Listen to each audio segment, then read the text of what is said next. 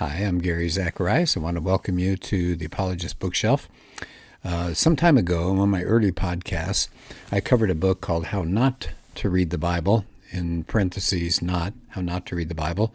Dan Kimball is the author, and it's subtitled Making Sense of the Anti-Women, Anti-Science, Pro-Violence, Pro-Slavery, and Other Crazy-Sounding Parts of Scripture. Well, I think this time, instead of covering some of those issues, I want to do something out of the book that's a little bit more basic. And it's one of his early chapters. It's chapter 2, and it's called The Bible Was Not Written to Us. Well, that seems odd, doesn't it? But he's got a quote to start the chapter that says, "We believe the Bible was written for us, that it's for everyone of all times and places because it's God's Word, but it wasn't written to us. It wasn't written in our language. It wasn't written with our culture in mind or our culture in view." So that's Professor Dr. John Walton, who's an author and a professor. So that's an odd way to start it, isn't it? The Bible's not written to us. Wait a minute. Really? So we're not supposed to read it? No, that's not what he's saying here. He says there are passages that are hard to explain and tricky in the Bible. He said there's some difficult passages here. And he says, but first he says, let's just look at the Bible as a whole. And he spends this chapter looking at 4 major facts about the Bible and about Bible study methods that he's going to come back to again and again in the book. And he said, actually, that he hopes that becomes a way of our own reading of the Bible. So here they are. 4 facts about how to and how not to read the Bible. And this is what this chapter is going to be on. Number 1, the Bible is a library, not a book. Number 2, the Bible is written for us, but not to us. Number 3, never read a Bible verse. Does that sound familiar? That's from Greg Kokel, and he acknowledges Greg. We'll get to that in a few minutes. Number 4, all of the Bible points to Jesus. So here it is again, one more time. Number 1, the Bible's a library, not a book. Number 2, it's written for us, not to us. Number 3, we shouldn't just read a Bible verse. And number 4, all the Bible points to Jesus. So let's start in. Number 1, the Bible is a library, not a book. And what's his point? That there are all sorts of diverse writings in the Bible. You've got history, you've got poetry, you've got prophecy, you have law. And it was written in 3 different languages over something like 1,500 years by a lot of different people living in different areas, coming from different cultures. So he said, as an example, poetry. Poetry's not the same as writing history. Poetry uses words with rhythm or rhyme, and it's trying to communicate in a way to stir the imagination. He says, but history is written to be interpreted and understood quite differently. Okay, so he says, this is our Bible. It's a library of books written in a lot of different genres, and that's a French word that means different styles and different ways of putting it together. And he says it was done at different times in history. And so he says, in the library of books that make up our Bible, you have poetry, you have history, law, wisdom, letters to specific churches or people, and prophecy. Now, I've taught the Bible as literature, and this is what he's talking about. There are different literary forms, genres, different literary forms in the Bible, and we really should know what they are, because we're going to get ourselves wound up into a real knot if we think of the library as the Bible as just one book, not a library. And he says, so for example, he says, let's take a look at the first section of the Bible. What he's talking about here, that the Bible is a library. He says the first section of the Old Testament has 39 books. Okay, so that's a pretty good-sized library. And the second section is the New Testament. It has 27. And he said the word testament just means a covenant, just an agreement. That's all it's talking about here. And he says that Old Testament is actually really important. It lays the foundation and tells the beginning of the story that leads up to the time of Jesus. He said, I generally call it the First Testament, or the Hebrew Bible. So that's a good way of thinking about it. So he says a library of 66 books, a lot of authors, and yet really just one. Of course, that's God. Okay, so I'm going to move past that one. Here's point number 2. The Bible was written for us, but not to us. It wasn't written in any modern language, and it wasn't written with our contemporary culture and with all of our assumptions and all our values in mind. So the Bible certainly is a place for us to get instruction. It wasn't written to us, but has all sorts of insights and instructions for us today. So that's something we have to keep in mind. He said, we have to change our dangerous way of reading the Bible. Well, what does he mean by that? He said, many people, when they start reading the Bible, want to know, what does this mean to me in my life? And if we view the Bible as just a message for me, he said, we're going to be in trouble. We'll focus on things that are nice and comfortable. And he says, here's an example of being all fuzzy and happy and all. He took Psalm 23 that says, my cup overflows with your blessings, as an example. But he says, not every promise or blessing is something we can directly apply to our lives today.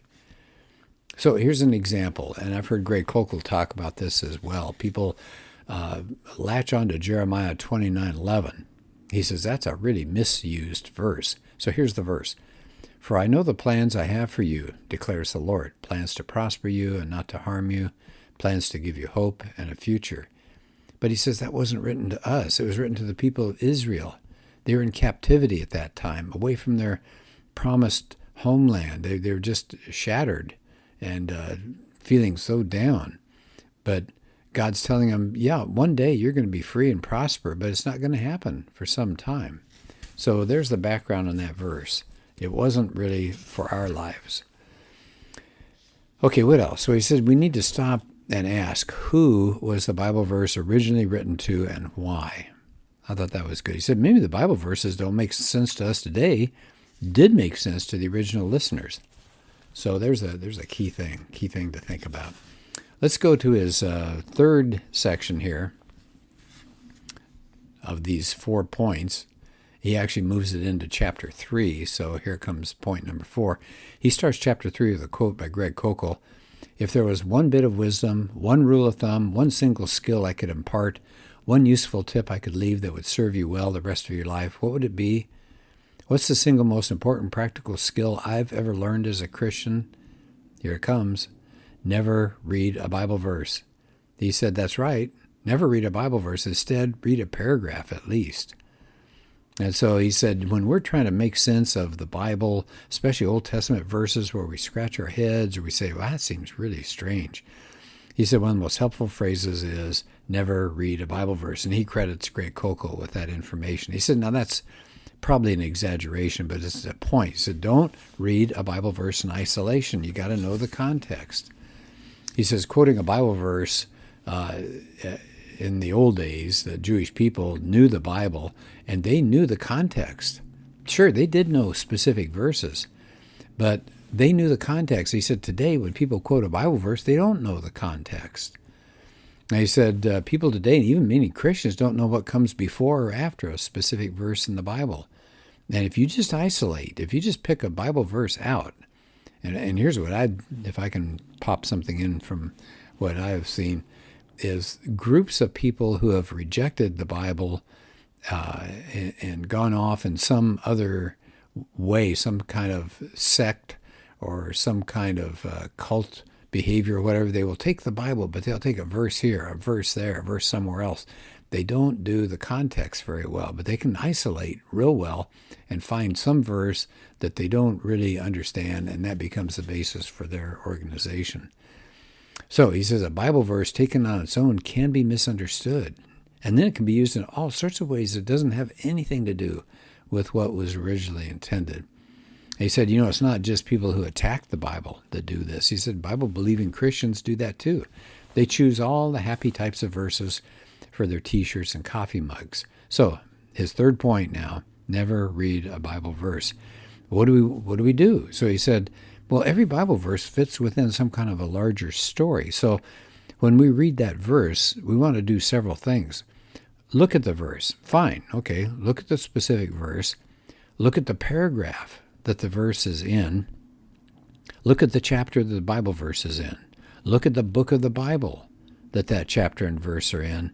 And then look at where the book of the Bible the verse is in fits in the Bible's whole storyline. So do you see you're progressively moving out and getting a bigger picture? So start with the Bible verse, fine. Look at the paragraph it's in. Look at the chapter that's in. Look at the book of the Bible that's in. And then where is that book located in the Bible? What does it have to do with the entire Bible? He said the Bible is a library, as he mentioned before, with all these different authors, but it does tell a unified story, which is really amazing. That story has a beginning, it has an end, has all sorts of plot twists and characters coming and going. He said, when you read about Jesus in the Bible, you need to understand he doesn't just pop out of nowhere.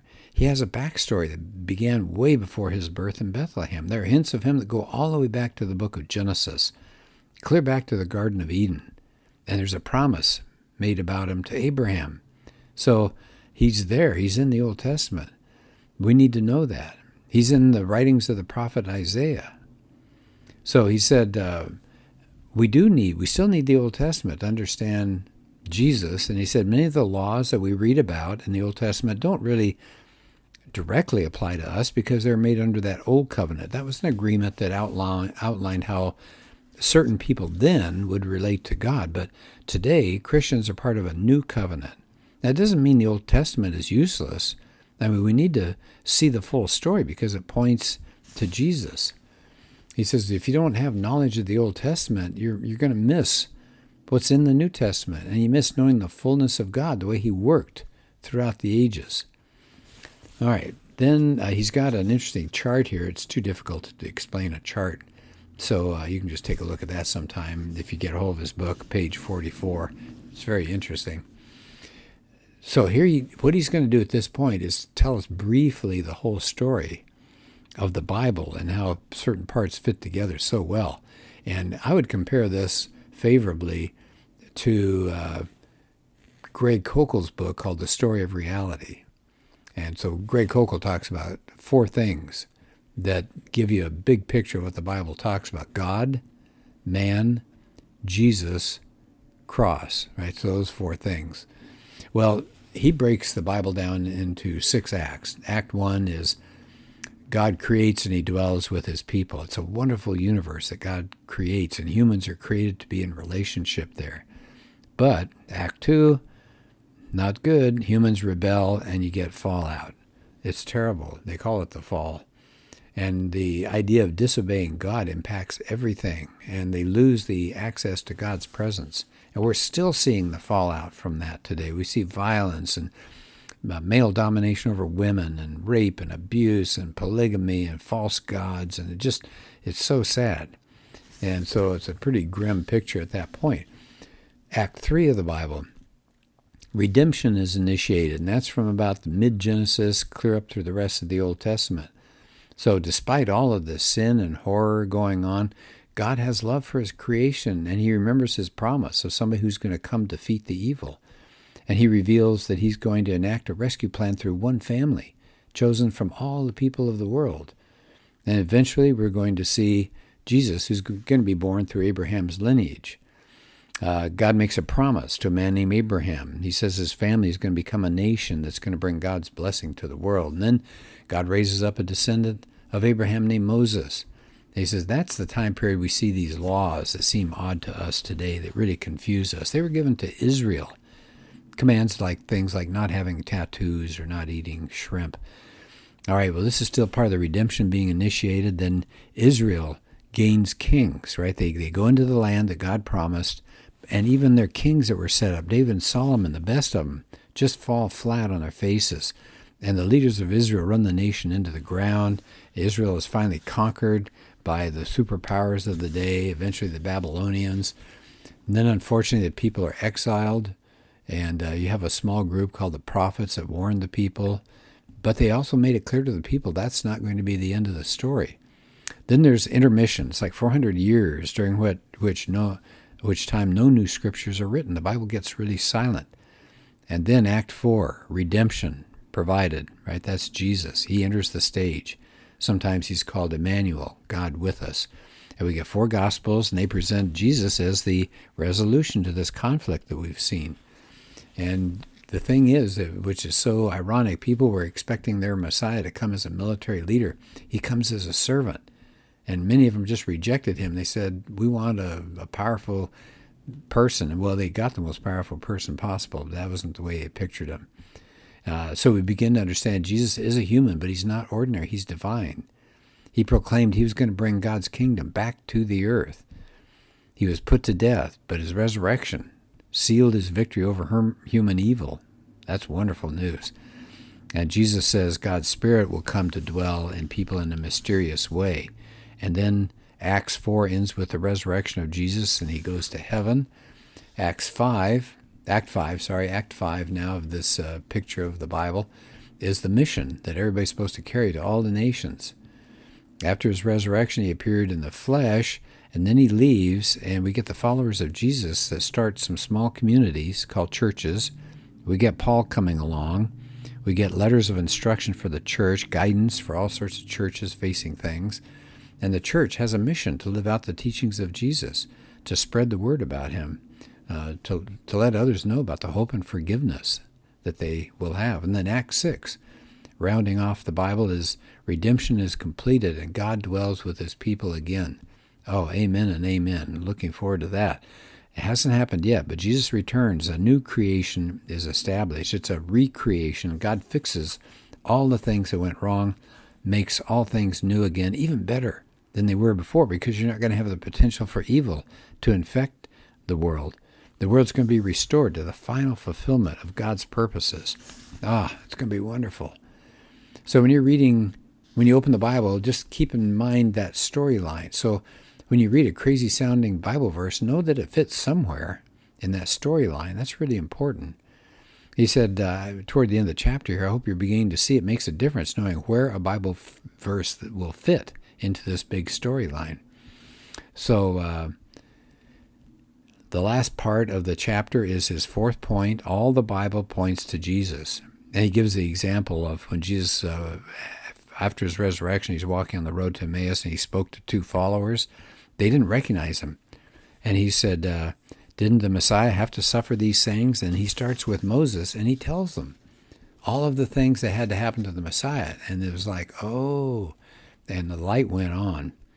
So when we read the Old Testament, the author says, Kimball says, we have to keep this in mind. People were serious Bible students in Jesus' day, and he warned them, don't miss seeing me in the Scriptures. Jesus is shown as the climax. He's the main character of the story. So with those four concepts in mind, he said, now, let's pick up in the rest of the book and look at some of these crazy, bizarre laws. So let me just summarize real quickly four concepts that he has covered and that I've covered in this podcast. One, the Bible's a library. It's full of different genres, and we really need to know how to read it. I did teach a class in the Bible as literature. I'm getting some of my lectures put online, so when that happens, I'll let you know, and you can take a look. I think you'd really enjoy looking at the way the Bible is literature. So number one, Bible is it's a library. It's not a single book. You really ought to know how to read these different forms of literature. Number two, it's written for us, but not necessarily to us, not every verse. Third, never read a Bible verse, right? Get the context. And then fourth, the whole Bible points to Jesus. So that's powerful. And again, I'd highly recommend the book, Dan Kimball, How Not to Read the Bible. And he does spend a lot of time then getting into the verses that people scratch their heads about. So thanks for tuning in, and let's do this again. We'll do another podcast soon. Hope you're having a good day.